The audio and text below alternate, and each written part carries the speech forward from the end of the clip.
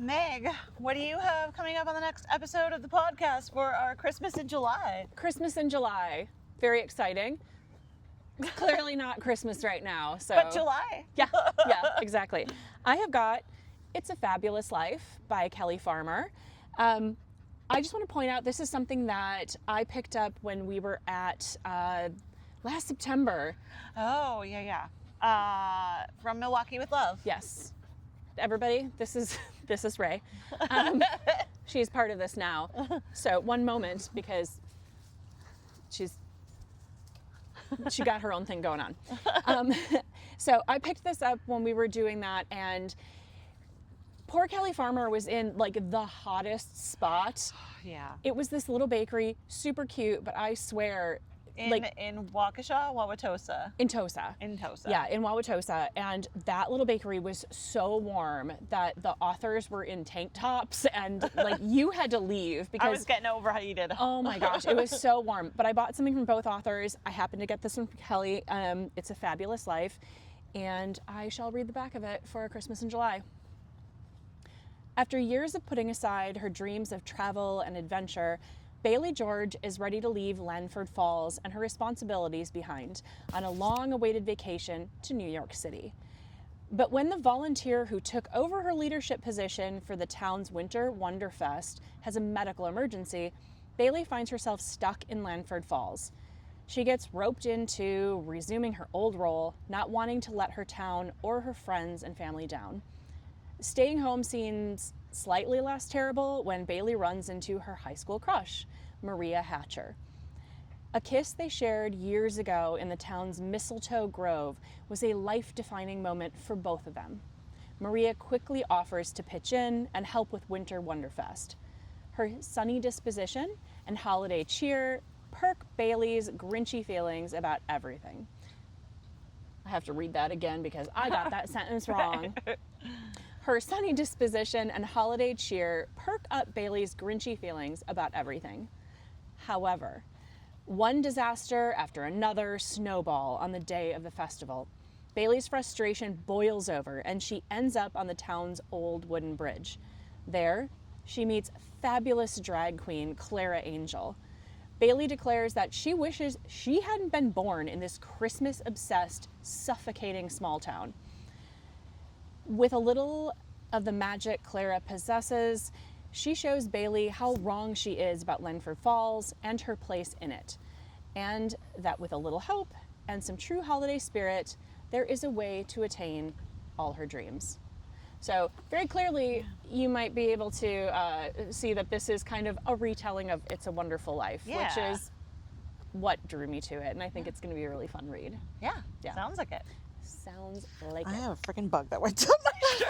She got a bug in her shirt. I got a dog who needs Frisbee time. Okay, I have White Wedding by Carla Luna. Take one lavish holiday wedding. Oh, there's a lot of nature. There's a lot of nature happening right now. I was going to take the little spider for her, but okay. I don't think it was a spider. Take one lavish holiday wedding, add one evil ex and his bridezilla, and toss in a smoking hot chef from the past. It's a recipe for disaster. Victoria Blackwood has spent years trying to redeem herself after falling victim to a blackmail scheme that cost her father thousands. So, when he insists she coordinate a big Christmas wedding at her family's winery, she can't say no, even if the groom is her ex and the caterer just quit. For Rafael Sanchez, a last-minute call to cater a huge society wedding is a golden opportunity. If he can prove he's up to the challenge, his brothers might entrust him with more responsibility in the family catering business. But when he meets Victoria, he can't believe his eyes. 5 years ago, they had a passionate fling that rocked his world, until she left him with only a fake name to remember her by. Ooh. To pull off the perfect wedding, Victoria and Raphael can't afford to get caught up in the past, but keeping things professional won't be easy, not when the attraction between them burns hotter than Christmas in July. Christmas in July. And then we've been doing some book shopping today, Meghan. Yeah, we have. So you got your book at a lovely little store downtown here in Wausau. the story seller, as Yes. in basement cellar. Correct. Yeah. Super cute. Cellar. And I picked up The Good Girl Complex by Elle Kennedy. You have read an Elle Kennedy book Yes. before. Yes. Stay. Yes. I think it was called Stay. Super fun. I really enjoyed it. That was during our hockey romance month last year, November. So yeah, I picked up that one. How about you? What did you pick up? So I went rummage sailing this morning, and I picked up The Space Vampires. I'm so excited for this By one. Colin Wisdom. I don't know that this is really going to be a podcast book, but I do promise to read it and let you all know how it went, because, you know, we've got a derelict spaceship and strange aliens and embraces that are fatal, so it's going to be I love the front. What does it say on the front? It's like a scourge of sex and death from an alien spaceship. I'm sorry, I couldn't say no. How could you say no? It was a quarter. Yeah, anyway. And then what have you been reading just for personal funsies lately? Yeah, so I've had a whole slew of things that I've read for personal. Currently, I'm in the middle of one called Imperio, which is like a 1969, 1970 like sci-fi kind of thing. You commented on the cover yesterday. Yeah. It's a little risque. It's of the times. Just finished one called The Art Forger, which was really interesting. If anybody's interested in like museum heists, this one takes on like a true museum heist and then kind of like fictionalizes what happened to the art afterward. So that's a really cool one. And then just finished, for romance readers, one called Tough Guy by Rachel Reed. This was super fun. I really enjoyed the writing in this. Very, I would say habanero. Oh. Yeah, it was a little spicier than I normally get. Yeah, but it's a hockey player and a musician. I would say, I don't even know if I'd call it second chance romance, because they didn't technically have a romance when they were younger, but they knew each other as teenagers. So like a reintroduction type of thing, and just a really fun read. So that took me less than 24 hours. I was supposed to be cleaning the house, and I read this instead. Nice. So, yeah. Nice. Why wouldn't you? Yeah, exactly. And now I understand you haven't technically been like opening a book to read your most recent series, but I have not, but on the drive up from North Carolina and all parts in between in the Midwest, I have been reading an audiobook series from Fannie Lee Savage.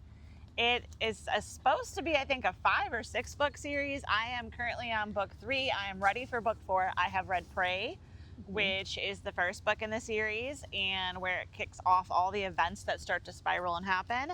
It is 4 guys, 2 girls, and yes, it's a spicy. Are you at habanero, or are you getting further than that? I think it might be even Carolina Reaper. Does anybody die? Maybe not yet. I'm not spoiling anything. Okay. But it's pretty hot and spicy. And then the second book is called Striker, and it's narrated by Corbin King. Oh, one of my hottie favorite narrators. I love his voice, and so that was great. And then I think Lauren Horowitz is the female narrator for Delilah. I love her voice. And I can't think of the voice actor's name for Cora, but I love her voice as well. And then the next book is Striker, which has Billy something. I'm sorry, I can't remember the name right now. And he's got a great voice as well. And then next up is Viper. I have been just like constantly checking Libro FM for Viper to hit. And then the one after that is Reaper. Fannie Lee Savage is currently writing it, and I think all of the fans of the series, of the Unmasked Men series, are super stoked to like get Reaper's story and background. Well, you were saying that you're hoping that that like ties the whole thing up, because it's gonna feel like a perfect finale to the whole thing. So we'll see how that goes. It's so many plot twists and turns beyond the spice, which is what's drawn me in and kept me going. And I'm like, where else can I drive so I can listen more? Yeah. So, it sounds like a complex sort of It's very series. complex. Yeah. These 4 mercenary guys who are trying to get revenge on a not so nice businessman who's got a lot of illegal activities. So yeah. All right. That's what I got going on. We've been doing a lot of stuff. Yeah. A lot of reading. Yeah, a lot of book stuff. Yeah. So join us for book stuff. Join us for book stuff. Yeah. Be sure to watch the podcast. Yeah. Listen to the podcast wherever you get your podcasts. We're Yeah. everywhere.